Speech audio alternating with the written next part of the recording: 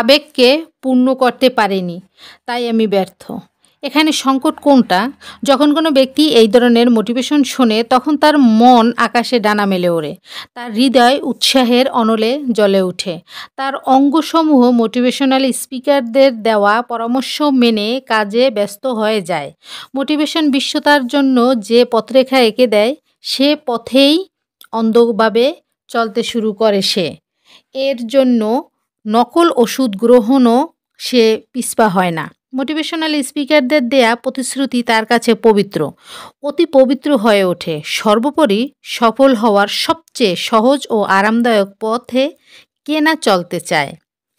এই ব্যক্তি যখন বাস্তবতার মাটিতে পা রাখে তখন সকল স্বপ্ন মুহূর্তে ধূলিসাৎ হয়ে যায়। এখানে কোনো সুশৃঙ্খল থাকে না, স্যুটটাই পরা স্মার্ট স্পিকার থাকে না, বিলাসবহুল হলঘরের আবেশ থাকে না এবং সেই স্পিকারের অক্লান্ত বক্তব্যের জন্য কোনো করতালিমুখর পরিবেশও থাকে না। বিপরীতে এখানে সে দেখতে পায় বাস্তবতা তিক্ত ও কঠিন, বাজারঘাট সমস্যা ও ঝামেলায় পূর্ণ। সে সফলতার পথে চলতে গিয়ে হাজার হাজার বাধার সম্মুখীন হয়েছে। প্রাথমিক প্রকল্পে যে সে সকল অর্থ খুইয়েছে, ক্ষুদ্র বিনিয়োগে হারিয়ে ফেলেছে। শেষমেশ সে প্রকল্প কিংবা বিজনেসটি বন্ধ করতে বাধ্য হয়েছে। ঋণের কথা তো বাকিই রইল, যে কথা ভাবতে গেলেও পাহাড় সম বোঝা চেপে বসে। এটি কোনো বিচ্ছিন্ন ঘটনা নয়।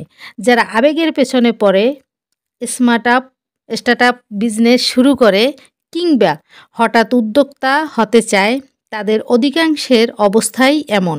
মোটিভেশনাল স্পিকাররা রঙিন কথা শোনায়, কিন্তু যে সত্যটি তারা লুকিয়ে রাখে তা হচ্ছে প্রায় 90% স্টার্টআপ বিজনেস কোম্পানি ও প্রকল্প ব্যর্থতায় এসে থামে এবং বিজনেস কোম্পানি কিংবা প্রকল্পটা ভেঙে যায়। এর মানে হলো প্রতি 10 জনের মধ্যে একজন মাত্র সফল হয়, অর্থাৎ 10 জনের মধ্যে মাত্র 3 জন সফল মানুষ শেষ পর্যন্ত তাদের স্বপ্নকে উপলব্ধি করতে সক্ষম হয়। বাকিরা হতাশা, ঋণ এবং ক্লান্তির বোঝা নিয়ে পারিবারিক বিচ্ছিন্নতা এবং সামাজিক ও মানসিক সমস্যায় নিমজ্জিত হয়। সে বিশ্বাস করে যে কাজটা শুরুটাই চাকরি নয়, বরং এটা একটা অ্যাডভেঞ্চার, আত্মবিকাশ ও উপলব্ধি পথে একটি শিহরণ জাগানো যাত্রা। এই কাজটা এমন যা তার দক্ষতার সামঞ্জস্যপূর্ণ। সে এই কাজে খুঁজে পায় পূর্ণতা ও আনন্দের সমূহের অনুভূতি। বলা বাহুল্য, এটি চাকরির বাস্তব চিত্র নয়, যা রুটিন, একঘেয়েমি ও অপছন্দনীয় নিয়ম দ্বারা পূর্ণ। তাই পরবর্তী সময়ের বাস্তবতার পাথরে আঘাতপ্রাপ্ত হয়ে তার স্বপ্নগুলো ভেঙে যায়। আবেগকে পূর্ণ করার পরিবর্তে এখন সে আবেগের মাদকনেশা থেকে বেরিয়ে আসার চেষ্টা করে।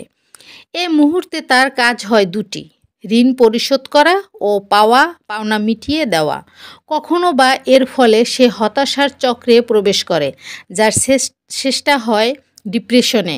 সে নিজ জীবনের যে কোনো কাজ করতে গিয়ে আত্মবিশ্বাস হারিয়ে ফেলে, এমনকি নিজের ও পরিবারের খরচ ওঠানোর মতো আত্মশক্তিও তার থাকে না। বিশেষ করে প্রতিযোগিতামূলক প্রোগ্রামগুলোতে এই হতাশার লক্ষণগুলো স্পষ্ট দেখা যায়। প্রথম ধাপে হাজার হাজার প্রতিযোগী নাচ, গান বা প্রতিভা প্রদর্শন করে। এদের অর্ধেকেরও প্রতিযোগিতার পরবর্তী ধাপে ওঠার যোগ্যতা নেই। তবুও এরা যখন সিলেকশনে বাদ পড়ে যায় তখন যেন আকাশ থেকে পড়ে হিস্টেরিয়া শুরু করে কান্না বা রাগ প্রকাশের মাধ্যমে। তারা বেমালুম ভুলে যায় প্রতিযোগিতার টেকার মতো দক্ষতার সুস্পষ্ট কমতি রয়েছে তাদের মাঝে। সুতরাং আবেগকে গুরুত্ব দেওয়া একটি বৈধ বিষয়, এতে কোনো সমস্যা নেই। আবেগ মানুষের সাফল্য ও আত্মসম্মান বৃদ্ধির সম্ভাবনা বাড়ায়, কিন্তু আবেগ দ্বারা আপনি জীবন শুরু করতে পারবেন না, কারণ এটি জীবনের প্রথম লক্ষ্য নয়, এটি সিঁড়ির শেষ ধাপ। আল্লাহ হাফেজ।